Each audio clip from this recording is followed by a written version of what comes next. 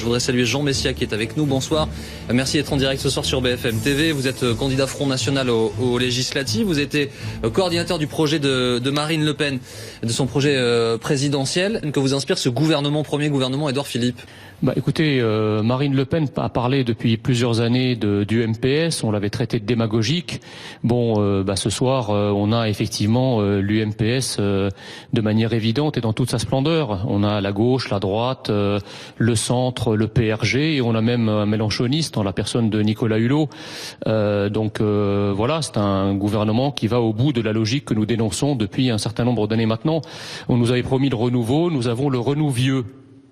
Au-delà de la formule, il y a aussi des hommes, des femmes de la société civile. D'ailleurs, c'était le débat qui agitait ce plateau il y a quelques instants. Oui, mais vous savez, c'est pas une question de nombre. En l'occurrence, c'est aussi il faut regarder ça de manière qualitative. C'est comme la parité. On voit bien que la plupart des ministres les plus importants sont en réalité, passez-moi l'expression, des vieux chevaux de la politique. La société civile, oui, mais à des postes qui sont quand même pas extrêmement importants ou qui ont un point important. Donc, en réalité, si vous voulez, c'est tout le système, à la fois les hommes, bien sûr, mais également la politique, parce qu'il suffit pas simplement d'avoir de nouveaux visages. En réalité, c'est aussi la même stratégie politique qui a été poursuivie ces dernières années, qui va se poursuivre, puisque le logiciel est le même.